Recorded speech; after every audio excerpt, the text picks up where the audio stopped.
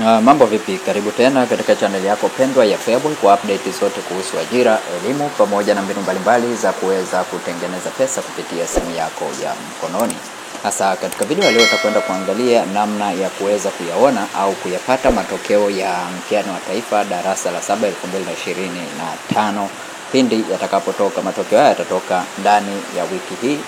Muda sio mrefu matokeo haya yataweza kutoka.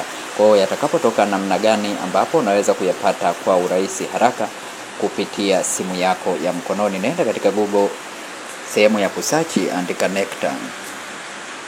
Andika Nectar, baada ya pale utaisearch namna hii, na ukishaisearch website hii ya kwanza kabisa itakayoonekana hapa juu kama unavyoona, utaifungua website hii namna hii.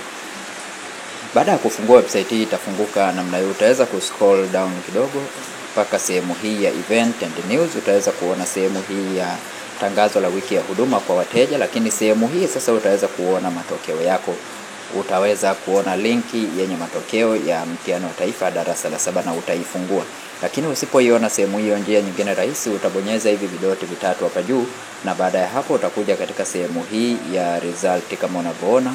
Utagusa hapo, then utakuja kwenye sehemu ya PSLE. Utagusa sehemu hii ya PSLE, then sehemu hiyo linki itakayofunguka hapa ya kwanza utaweza kuiona 2025. Utaweza kuona 2025, na sehemu hii ya chini yake hapo utaweza kuona linki ya matokeo ya 2025. Utagusa linki hiyo hapo, utaweza kuifungua. Baada ya hapo utaweza kuona mikoa yote ya Tanzania, na utaweza kuangalia mkoa ambao unataka kuona matokeo yake. Labda unataka kuangalia matokeo ya mkoa wa Pwani, utafungua namna hii, na wilaya za mkoa wa Pwani utaweza kuziona hapa. Kuna Bagamoyo, kuna Kibaha.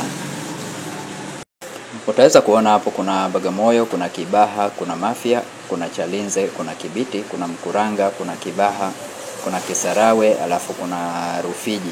Kwa hiyo moja kwa moja utaangalia labda wilaya ya Mkuranga. Utachagua sasa shule katika hizi shule zilizoko wilaya Mkuranga, utachagua shule yako ambayo unataka kuangalia matokeo yake.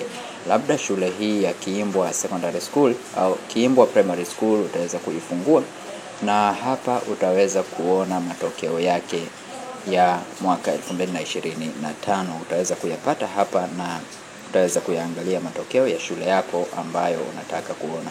Hii ni jinsi tu ya kuweza kuangalia matokeo haya ya mtihani wa taifa darasa la 7 2025, namna ya kuweza kuangalia.